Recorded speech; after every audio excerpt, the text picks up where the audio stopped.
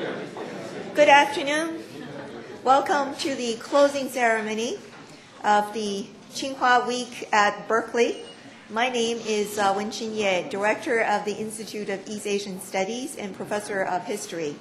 This Tsinghua Week program, as you know, is sponsored by the Office of the Chancellor and staffed by the Institute of East Asian Studies. At this moment, I am pleased to present to you our Executive Vice Chancellor and Provost, Professor George Breslauer, who will deliver the closing remarks on behalf of Berkeley.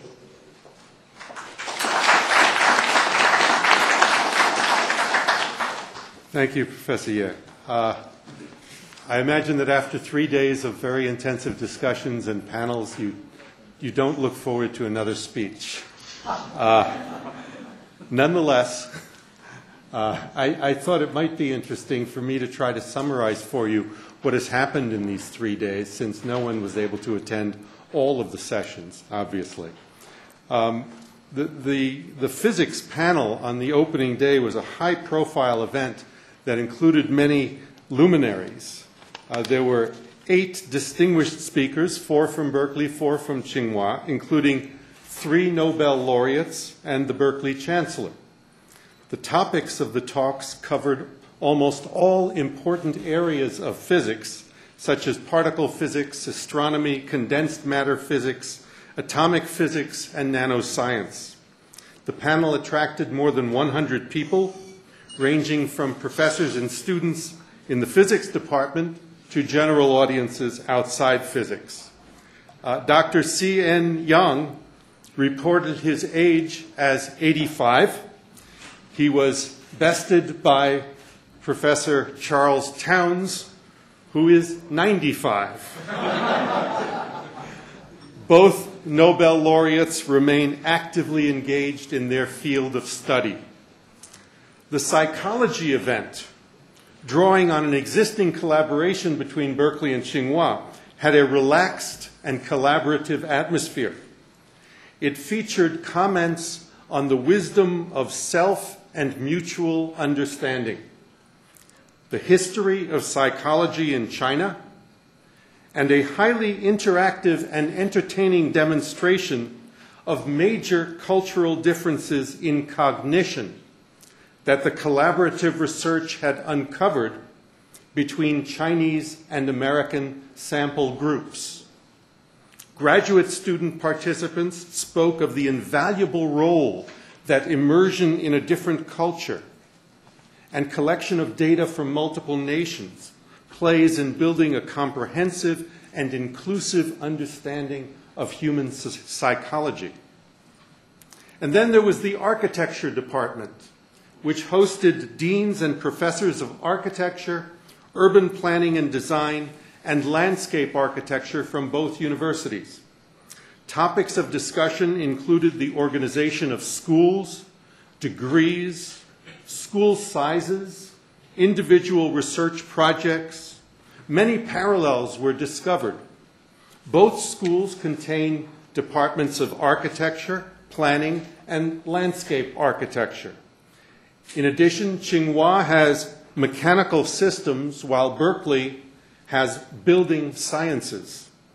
Both schools engage in interdisciplinary collaboration with other fields to study the requisites of sustainable communities and cities. The schools have nearly the same number of students. Tsinghua has a greater number of doctoral students in this area, while Berkeley has more undergraduates. Tsinghua has nearly twice the number of faculty as Berkeley does in this area, and I apologize to my Berkeley colleagues for that. Tsinghua offers professional practice, while Berkeley does not. The Tsinghua School also publishes 7 journals. Berkeley does not publish journals in this field. These comparisons led to discussions about future collaborations, including doctoral-level student exchanges and joint professional studios, summer sessions, semester exchanges, and the potential for joint degree programs. And then the Institute of East Asian Studies hosted 3 sessions in collaboration with the Center for Chinese Studies, the Department of English, the Institute of Slavic, East European, and Eurasian Studies, and the Institute of European Studies. Tsinghua professors gave extremely interesting talks on the teaching in China of imported religions, Buddhism, Eastern Christianity, and Catholicism, and power dynamics in the processes of Chinese adoption, integration, or rejection of imported religions. Other presentations at these sessions included Chinese readings of history and fiction as text, Marxism as public ethics and governing philosophy in contemporary China, and the revival of Confucianism as a political theory on the basis of an urban industrial economy.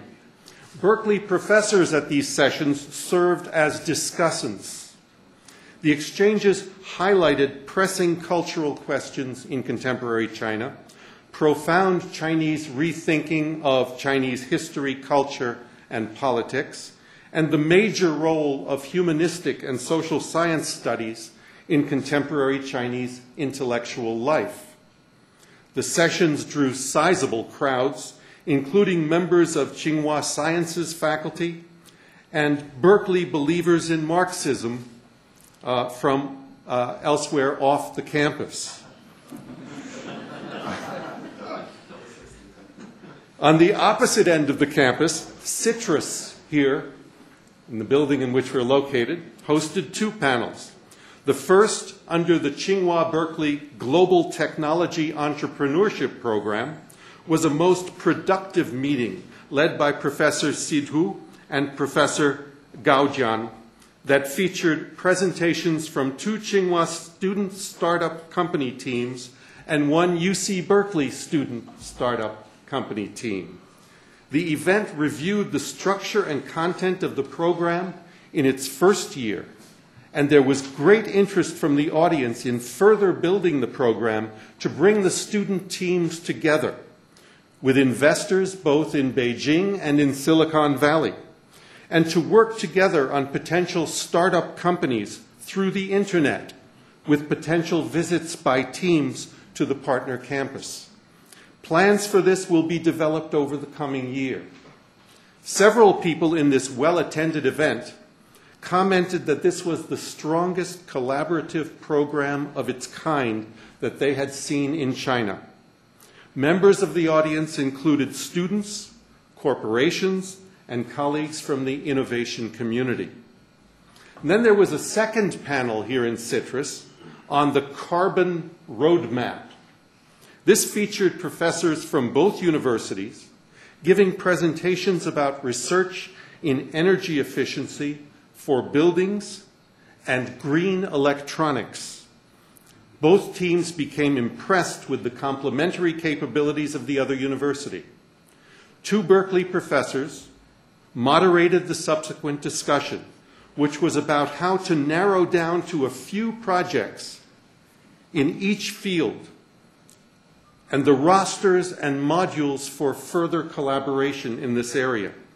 There was, in fact, a verbal commitment from a corporate sponsor to fund an initial 1-year carbon roadmap study. And the 2 sets of professors are already discussing the dates and sites of next rounds of meetings and workshops. The PATH field exercise on transportation is a full-day event that presumably finished its sessions only a few minutes ago in Richmond. And you were there, yes? I do not yet have a briefing on how that went, but I'm going to assume it went marvelously well. Is that a good assumption? Yes, okay, thank you. Earlier today in this room, panelists for the session on higher education included Vice President Yuan, Director Cao Li, Director Judd King, and Senior Research Fellow John Douglas. Subject matter included liberal education for undergraduates, and there was a great deal of discussion and productive discussion, I'm told, about the ways of integrating general education into the undergraduate education of a research university. There was also at the Goldman School for Public Policy a panel on China-U.S. comparative public policy, which brought together Tsinghua professors and Berkeley professors to discuss this important topic, the planning infrastructure and the analytic infrastructure for developing useful public policy. This was an event that was capable of being attended only through RSVP to ensure that there was sufficient room, and 50 people turned out to listen to this event. And it was followed then by a private meeting between the leadership of the Goldman School of Public Policy and representatives of the Tsinghua University. And that resulted in intensive discussions about joint student projects that could be facilitated by the internet, faculty exchanges, the Goldman School perhaps participating in training the trainers in the field of public and policy analysis in China, joint executive training programs, training and support for American practitioners working in China, and jointly looking for third-party funding opportunities. Yesterday at noon, there was an appreciative crowd at Sather Gate near the entrance to the campus for the outstanding performance of the Tsinghua Student Choir, performing alongside the Berkeley Men's Octet. The bodily movement and the style of delivery between the two groups could not have been more different. Both sides drew enthusiastic applause. All along, many pictures were taken, many gifts were exchanged, many conversations have been shared, and many future invitations have been mutually extended. All events drew good crowds, and the sun came out just in time. It's an unprecedented event on this campus to host a full delegation of the faculty and students of an elite foreign university that is led by its senior academic leadership. And we thank you, Professor and President Gu, for making this possible and for leading your colleagues on this visit to Berkeley. We welcome in Tsinghua an old institutional partner from across the Pacific with whom we have now made new memories. A variety of collaborative projects and initiatives are in various stages of development and negotiation. Even more of our faculty and students will now want to go to China to visit with our partner.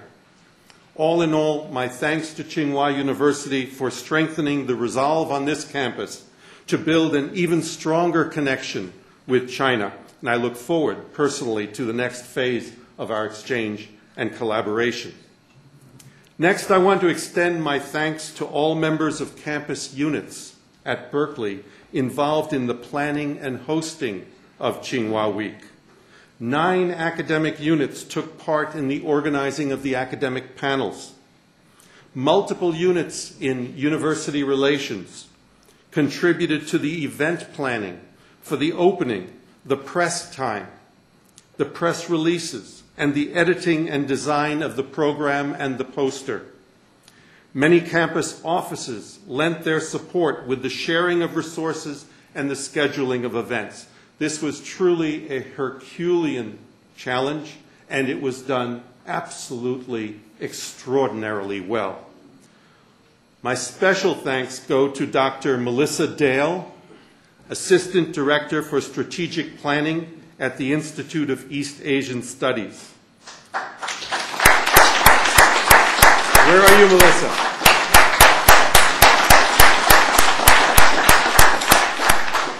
Dr. Dale was the campus-wide coordinator for Tsinghua Week, who not only planned our opening and closing events, but also communicated and met with each of the participating units to plan and organize the program we have enjoyed this week. Literally, it is literally true that we could not have done this without Melissa's skill, dedication, and ability to function without sleep.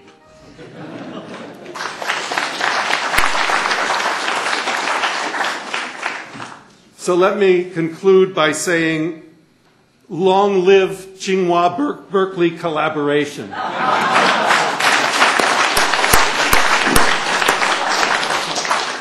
May the seeds we have planted in recent years grow into sturdy, beautiful trees like California's redwoods that will stand for hundreds of years. It is my pleasure to introduce now my colleague and counterpart at Tsinghua University, Vice President Yuan-hsin.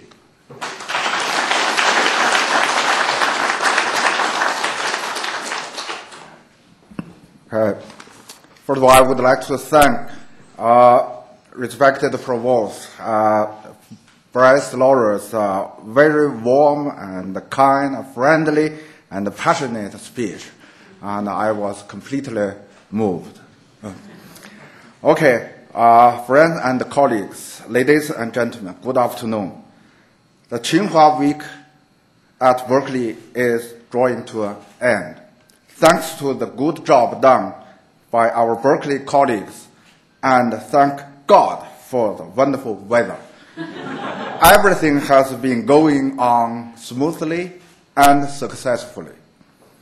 In the past few days, we have conducted significant and fruitful academic and cultural activities with great excitement. Reviewing all the week events, we have had 11 panels and dozens of individual meetings and have achieved a harvest of academic exchanges. One of the most exciting panels is the physics panel. Both sides were joined with Nobel laureate, Chancellor, and the President as physicists, and world-renowned professors of physics. Their speeches bring us to the frontier research of the world of physics. In engineering, we have the PATH conference and the energy efficiency panel, aiming to address the global challenges of climate change and transportation faced in both USA and China. The Global Technology Entrepreneurship panel and the panel on psychology presented us the success of collaboration between our two universities in the past year. I would like to send my personal congratulations on these two programs. It makes me very strong impression. There are also panels in history, literature, and philosophy.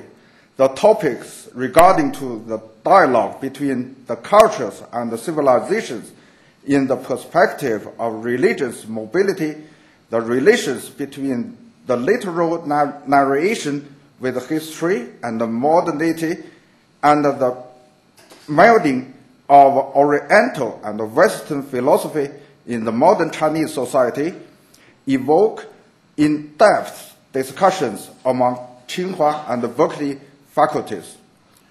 The Tsinghua Week at Berkeley also features the extensive interaction between our students. The Tsinghua Student Art Troupe and Berkeley's Men's Octet jointly presented a wonderful performance at Sutter Gate, which can be regarded as a blossom of the Sino-US culture exchanges on the beautiful Spring Berkeley campus. Besides the academic events, President Gu and I myself, joined by the other Tsinghua colleagues, have met a number of senior administrators at Berkeley, learning and exchanging ideas with our Berkeley colleagues in the university administration and management of the graduate program and research technology transfer, as well as discussing further collaborations. As far as our own observation and the feedbacks we received from the audiences, the Tsinghua Week is successful and fruitful. The mutual understanding of both faculties and students is increased, and the academic exchanges deepened. It is certainly a landmark in the history of literal relations, and it paves a stronger basis for the further collaboration between our two universities. Before I conclude, on behalf of President Gu and the whole delegation, I would like to extend my sincere gratitude to Chancellor Berkeley for his great support. Thank you, Provost Breslauer, and our Berkeley colleagues here for your participation. Our special thanks also go to Professor Wen-hsin and her staff team, and also Dr. Dale. They have done tremendous preparation and organization work to make all this happen. I would not imagine such a success, great success, without their excellent job. I hope that Tsinghua Week at Berkeley will be a new start for our collaboration. Let me end with a message from the couplet presented by President Gu to Chancellor Berkeley. The true friendship will bridge the gap of distance. We welcome Provost Breslauer and your colleagues to visit Tsinghua again, and we will, in our return, show you the Chinese hospitality at Tsinghua University. We look forward to seeing you again in Tsinghua University. Thank you.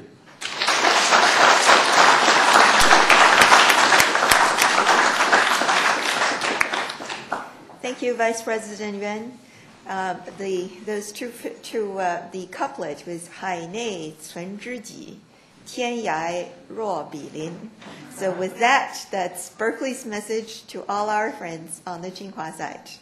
Now, lastly, but not least, Melissa and I could not possibly have done our part of the chore without the assistance and collaboration of our counterparts at Tsinghua University. That is Director Xia Guangzhi of the Office of International Affairs, and then also Yuan, also at the Office of International Affairs. So we prepared a little bit of a token gesture, and please, Guangzhi.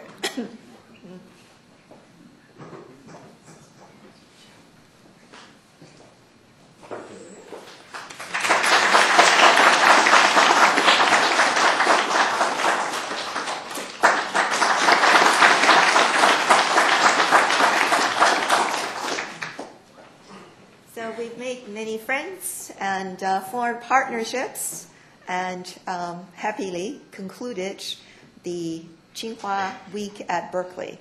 So on that note, if I may turn to our Provost and Executive Vice Chancellor, Professor Breslauer, for the very last word for this week.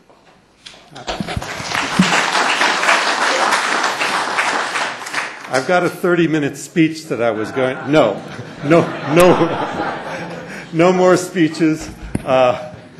This has been a magnificent 3 days, and let's celebrate. Let's continue to celebrate these 3 days with a reception outside, immediately outside this auditorium. Thank you.